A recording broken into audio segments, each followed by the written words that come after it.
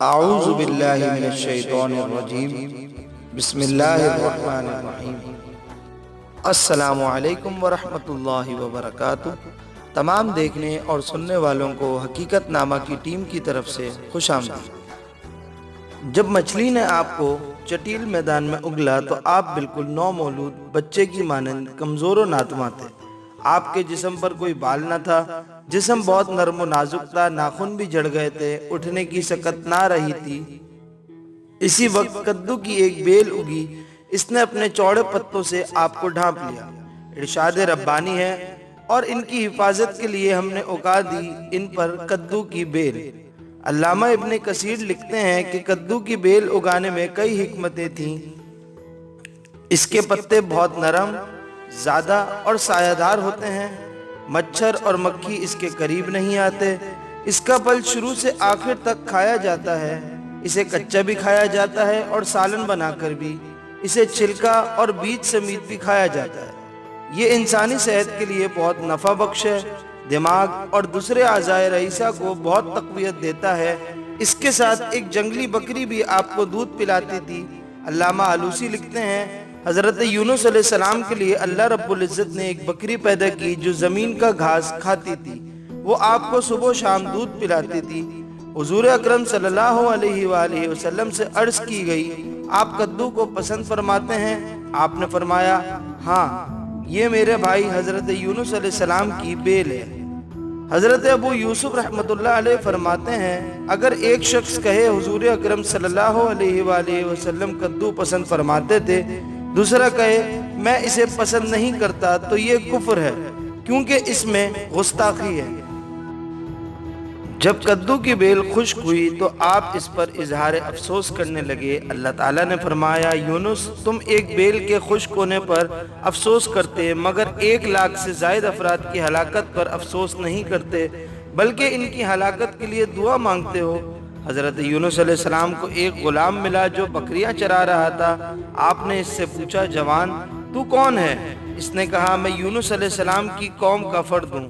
آپ نے فرمایا، جب تو ان کی طرف لوٹے تو انہیں بتانا کہ میں حضرت یونس علیہ السلام سے ملاقات کر کے آیا ہوں۔ غلام نے کہا، آپ جانتے ہیں کہ جس کے پاس دلیل نہ ہو اسے قتل کر دیا جاتا ہے۔ میرے پاس بھی اگر اس چیز کی دلیل نہ ہوئی تو مجھے قتل کر دیا جائے گا۔ حضرت یونس علیہ السلام نے فرمایا، یہ زمین کا ٹکڑا اور کدو کی بیل تیری گواہی دیں گے۔ غلام نے کہا، جناب، پھر آپ انہیں حکم دیں۔ حضرت یونس علیہ السلام نے اس زمین اور کدو کی بیل سے فرمایا، جب یہ غلام آئے تو تم اس کی گواہی دینا۔ انہوں نے کہا، ٹھیک ہے۔ جب غلام اپنی قوم کے پاس گیا اور سارا ماجرا سنایا اور بادشاہ کو کہا، میں حضرت یونس علیہ السلام سے ملاقات کر کے آیا ہوں، تو بادشاہ نے اسے قتل کرنے کا حکم دے دیا۔ اس نوجوان نے کہا، میرے پاس اس بات کی دلیل ہے، تم میرے ساتھ اپنے آدمی بھیجو۔ وہ لوگ کدو اور زمین کے ٹکڑے کی طرف آئے۔ ان دونوں نے غلام کی سچائی کی گواہی دی۔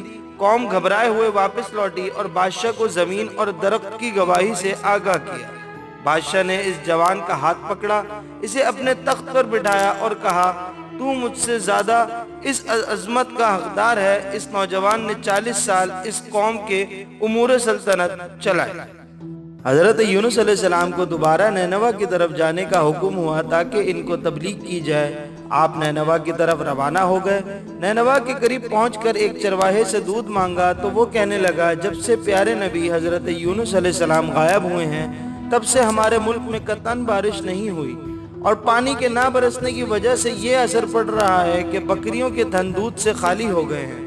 ہمارے شاہ نینوا نے اعلان کر رکھا ہے کہ جو شخص ان کی خبر دے گا، میں اس کے عوض مخبر کے ہاتھ ملک و قوم سونپ کر خود تخت و تاراج سے الگ ہو جاؤں گا۔ جب آپ نے چرواہے سے یہ باتیں سنی تو آپ نے بکری کے اوپر ہاتھ پھیرا تو بکری کے تھن دودھ سے بھر گئے۔ چرواہا یہ منظر دیکھ کر فوراً سمجھ گیا کہ یہی ہمارے نبی ہیں۔ چرواہے نے جلدی سے اپنی قوم کے پاس پہنچ کر آپ کے آنے کی اطلاع دی، اور لوگ یہ خبر سن کر ٹوٹ پڑے۔ آپ کو بڑے اکرام و احترام کے ساتھ نینوا میں لے گئے، اور تمام لوگوں نے دعوت حق کو قبول کیا اور مشرف و ایمان ہوئے۔ حضرت یونس علیہ السلام نے 60 برس عمر پائی۔ آپ کی وفات اسی شہر میں ہوئی جس کی جانب آپ کو مبعوث کیا گیا تھا، اور آپ کی قبر انور بھی وہیں ہے۔ علامہ نجار لکھتے ہیں کہ فلسطین کے علاقے میں جو مشہور شہر خلیل ہے، اس کے قریب ایک بستی حلول کے نام سے معروف ہے۔ اس میں ایک قبر ہے جس کو حضرت یونس علیہ السلام کی قبر بتایا جاتا ہے۔ اسی قبر کے پاس دوسری قبر ہے جس کو حضرت یونس علیہ السلام کے والد متی کی قبر بتایا جاتا ہے۔ تو آپ تمام دیکھنے اور سننے والوں سے التماس ہے کہ ہمارے چینل حقیقت نامہ کو لائک، شیئر اور سبسکرائب کریں، اور ساتھ ہی ساتھ بیل آئیکن کو بھی پریس کر دیں تاکہ ہماری نئی آنے والی ویڈیوز آپ تک بر وقت بذریعہ نوٹیفیکیشن موصول ہو سکے۔ اور اگر ہماری یہ ویڈیو آپ کو اچھی لگی تو کمنٹ باکس میں ہمیں اپنی رائے سے آگاہ ضرور کریں۔ اللہ ہم سب کو اپنی حفظ و امان میں رکھے، آمین۔